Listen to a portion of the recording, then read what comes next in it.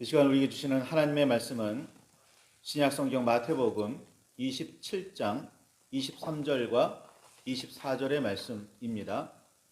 마태복음 27장 23절과 24절의 말씀입니다.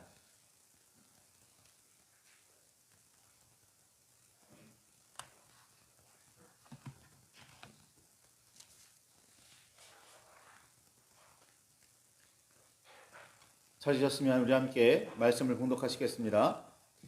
빌라도가 이르되 어찌미냐 무슨 악한 일을 하였느냐 그들이 더욱 소리질러 이르되 십자가에 못 박혀야 하겠나이다 하는지라 빌라도가 아무 성과도 없이 도리어 밀란이 나려는 것을 보고 물을 가져다가 무리 앞에서 손을 씻으며 이르되 이 사람의 피에 대하여 나는 무죄하니 너희가 당하라. 아멘. 주님 우리의 마음을 여시어 말씀을 깨닫게 하옵소서. 아멘.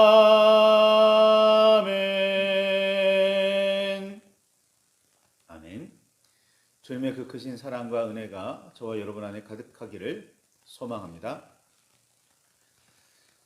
예수님께서 대제사장들과 백성의 장로들에게 잡히시던 시간은 밤 혹은 새벽이었습니다. 그 밤에 주님은 겟세마나에서 간절히 기도하셨고 제자들은 피곤을 못 이기고 졸다가 잠이 들었었습니다. 예수님께서는 자신을 잡으러 온 사람들에게 너희가 강도를 잡는 것 같이 칼과 몽치를 가지고 나를 잡으러 나왔느냐? 내가 날마다 성전에 앉아 가르쳤으되 너희가 나를 잡지 아니하였도다 라고 말씀하셨습니다.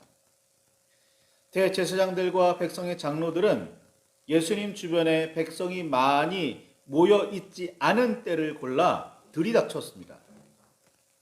마치 강도라도 잡듯이 온갖 무기를 손에 들고서 말입니다.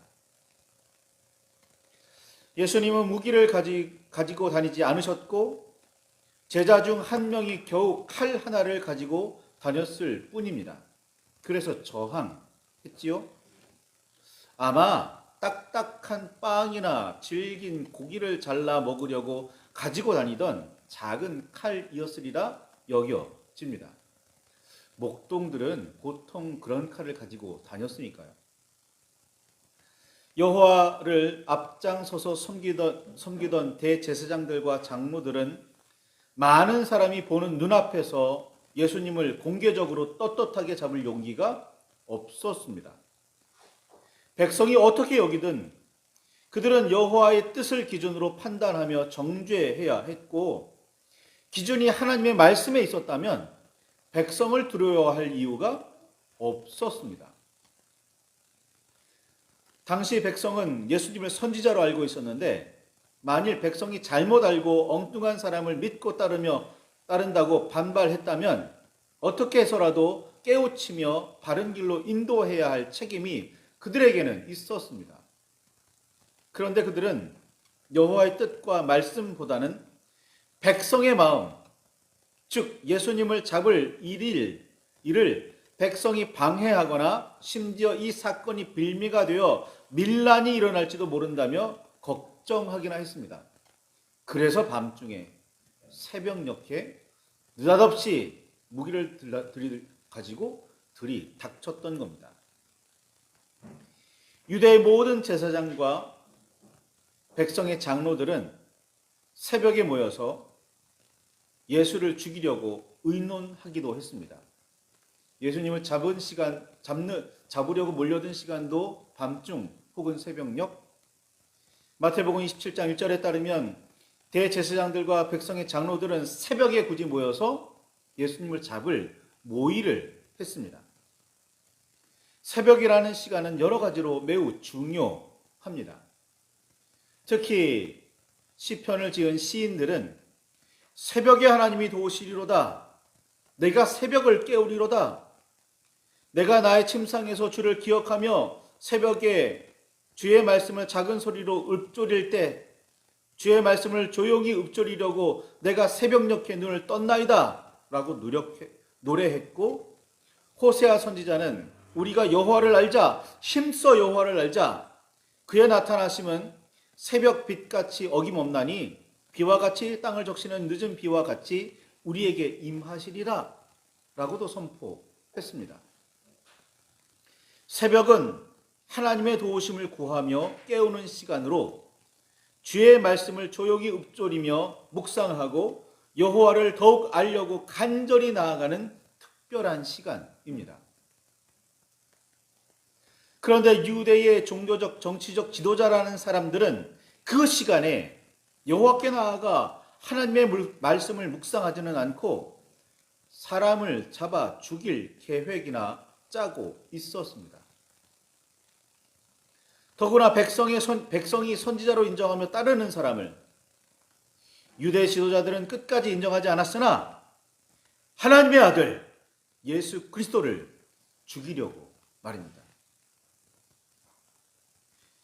예수님을 은 30에 팔아 넘긴 가룟 유다도 마지막에는 자신의 죄를 뉘우쳤지만 유대의 대제사장들과 장로들은 예수님을 정죄했고 잡아 죽이려는 시도와 행동을 멈추지 않았습니다. 백성의 관심은 다른 일로 돌리면 그만이었고 여론은 조작하면 충분했습니다. 일상에 치여 사는 사람들은 아무리 중요한 일이라도 쉽게 잊어버리기 때문입니다. 또한 여러 사람의 의견은 군중 심리에 좌지우지 되는 경우가 많은데 그렇게 모인 사람들이란 와 하며 모였다가 우 하며 흩어지기 일쑤입니다. 고대 그리스의 민주주의가 매우 까다로운 기준으로 시민의 자격을 제한했던 이유는 교육 수준이 낮고 경제적으로 쪼들리거나 사회적으로 위축된 사람은 바르고 온전한 판단을 할 수 없다고 여겼기 때문입니다. 그러나 이런 조건을 모두 갖추었다고 해서 반드시 언제나 바른 판단을 내리지는 않습니다. 너무나도 분명한 인간의 한계입니다. 우리는 굳이 팔랑귀가 아니더라도 옆 사람의 말과 의견에 너무나 쉽게 흔들립니다. 유대의 대제사장들과 장로들도 다르지 않았고 누구보다 군중의 특성을, 백성의 특징을 잘 알고 있었습니다. 그래서 관심만 조금 돌리면 된다고 생각했던 거죠.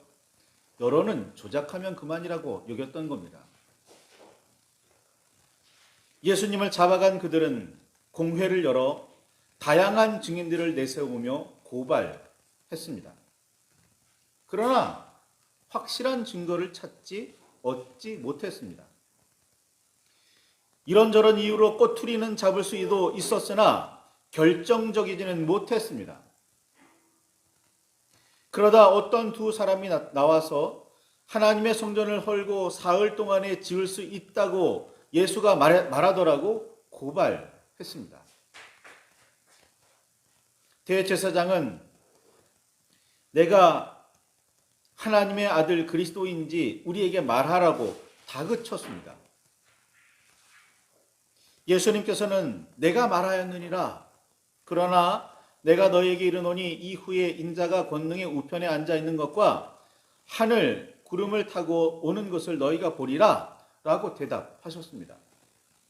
공동 번역은 예수님께서 그것은 너희의 말이다. 잘 들어두어라. 너희는 이제부터 사람의 아들이 전능하신 분의 오른편에 앉아 있는 것과 또 하늘의 구름을 타고 오는 것을 볼 것이다 라고 말씀하셨다고 표현했습니다. 너희, 즉 대제사장들이 그렇게 말했지 예수님께서는 그렇게 말하지 않았다라는 뜻입니다. 스스로 당신을 인자, 즉 사람의 아들이라고 칭하셨습니다. 권능의 우편에 앉아 있다는 표현은 자신이 여호와의 뜻을 바르고 온전하게 받들고 있다는 말씀이었고 하늘 구름을 타고 오는 것을 보게 되리라는 말씀은 하나님의 말씀대로 이루어지리라 라는 의미였습니다. 예수님께서는 여호와를 모독하거나 하나님의 뜻을 왜곡하지 않으셨습니다. 예수님의 말씀을 살펴보면 어떻게 보아도 신성모독이라고 주장할 수 있는 근거가 없습니다. 그러나 이 말을 들은 대제사장들과 장로들은 발끈했습니다. 귀담아 들어서는 안 되는 말을 들었다며 입고 있던 옷을 찢었고 신성모독이라고 매도하며 군중을 선동했습니다. 예수님을 사로잡아 신문하던 자리에 있던 사람들은 대개 이미 대제사장들과 장로들의 편에 선 사람들이었고, 그렇지 않아도 예수님께 반감을 품고 있던 사람들이었습니다. 대제사장의 말이 무슨 뜻인지 중요하지 않았습니다. 누가 큰 소리만 질렀어도 예수님께 돌을 던질 충분한 준비가 되어 있던 사람들은 일제히 일어나 예수님을 비난하며 매도하기 시작했습니다. 이런 분위기 속에서 몰래 따라다니던 베드로가 무엇을 할 수 있었겠을까요? 그는 일시적이기는 했지만 감당하기 어려운 두려움에 휩싸여 변명하며 도망치기에 바빴습니다.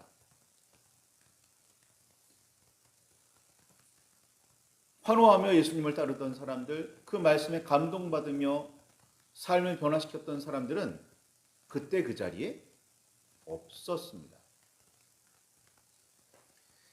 드디어 빌미를 잡은 그들은 예수님을 유대 총독 빌라도에게 넘겨 주었습니다. 당시 유대는 로마의 속국이었고 유대의 지도자들은 자신들의 법으로 재판할 수는 있어도 벌을 줄 수는 없었습니다. 작은 벌도 마음대로 내릴 수 없었는데 사형에 해당하는 벌은 꿈도 꿀 수 없었습니다. 마음대로 그런 일을 저질렀다가는 폭동으로 확대될 수 있었고, 그랬다가는 로마 군인들에 의해 폭력 진압이 이루어질 수도 있었습니다. 유대 총독 빌라도에게 공을 넘긴 이유입니다. 빌라도는 이 사건을 다시 심리해야 했고 로마법에 저촉된 부분이 있는지 분명하게 살펴야 했습니다. 그렇지 않았다가는 자신이 책임지고 다스려 평화를 유지해야 했던 유대가 혼란에 빠질 수도 있었기 때문입니다. 섣부르게 유대 지도자들의 편을 들었다가는 백성들이 반대를 할 거고, 섣부르게 백성들 편에 섰다가는 유대의 지도자들을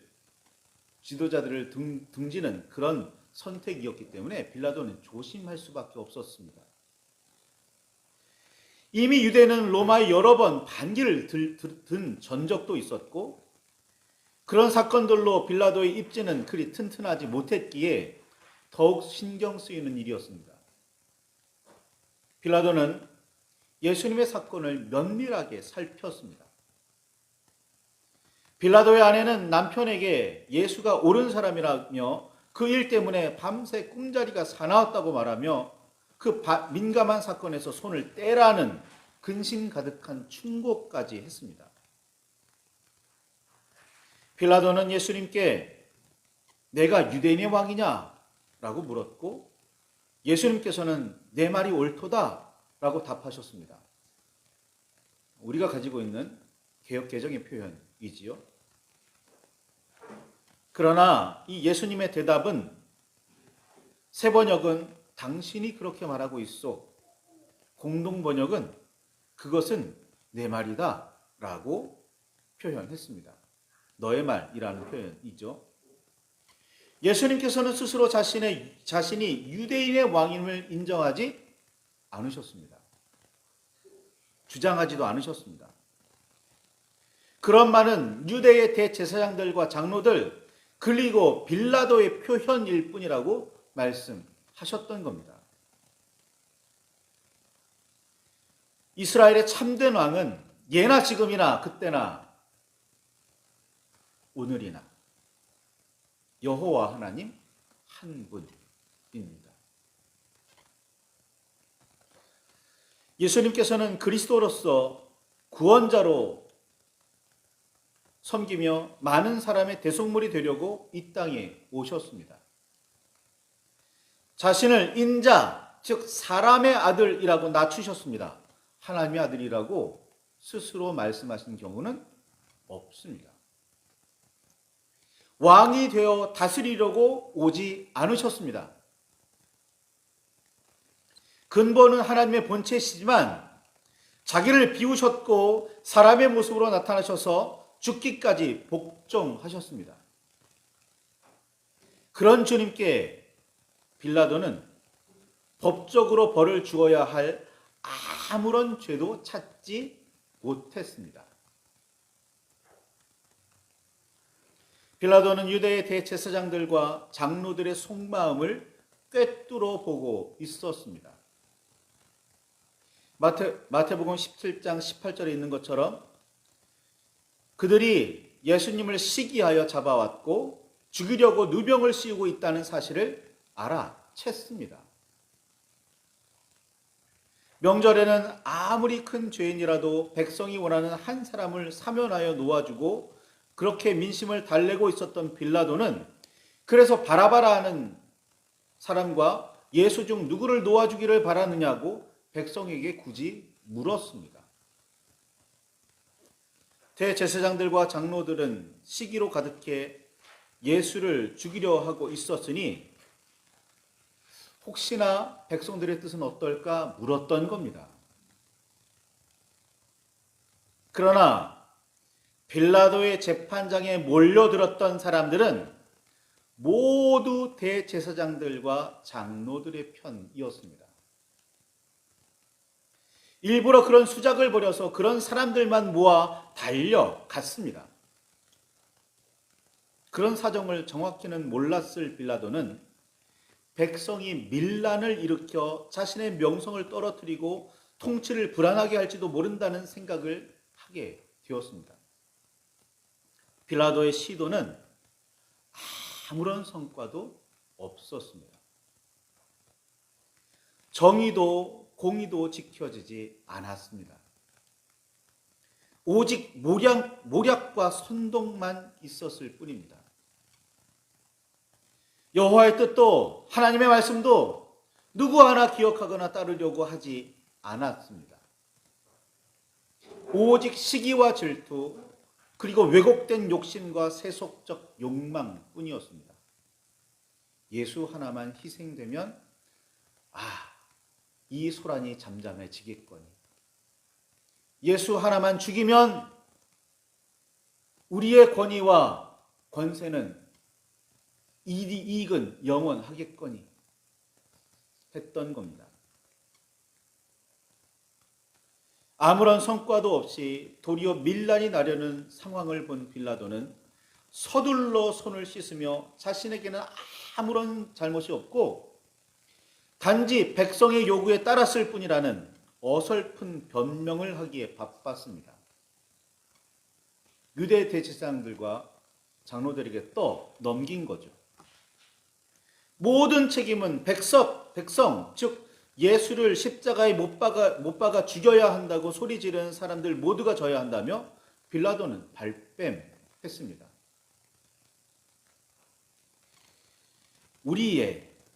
그리고 우리 교회의 모습에서 유대의 대제사장들과 장로들 그리고 빌라도의 모습이 보이지는 않는지요. 예수 하나만 입 다물고 있으면 이건 좀 과격한 표현이네요. 성경의 불편한 말씀을 잠깐만 눈 감으면 이익을 볼 수 있으려니 내 권세를 유지할 수 있으려니 혹시 그렇게 여기고 있지는 않는지 깊이 살펴봐야 할 필요가 있습니다. 반드시 그래야 합니다. 그리고 그런 모습이 조금이라도 보인다면 우리는 주님 앞에 무릎을 꿇고 눈물로 회개해야 합니다. 그런 회개를 시작으로 오늘 우리의 믿음이 바른지, 믿음의 사람이라고 스스로 생각하는 우리가, 믿음의 공동체를 이루고 있다는 우리가 과연 주님 앞에서 그리고 세상 앞에서 올바르게 서 있는지 살펴야 합니다. 그리고 새로워져야 합니다. 그렇게 하지 않는다면 오늘 우리는 빌라도처럼 여전히 아무런 성과도 얻을 수 없을 겁니다. 전도가 되지 않는다고요? 말씀이 세상 가운데 아무런 힘이 없다고요? 그 이유가 뭘까요? 도대체.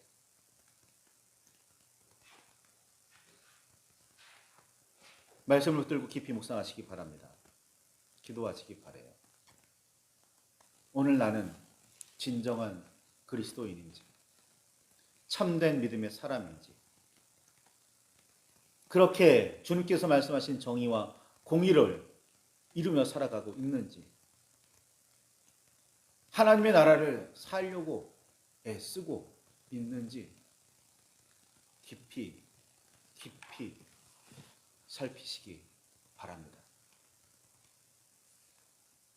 우리 함께 말씀을 붙들고 깊이 묵상하실 때 주님의 그 크신 은혜와 사랑이, 그 진리가 저와 여러분 안에 깨달아지기를 소망합니다.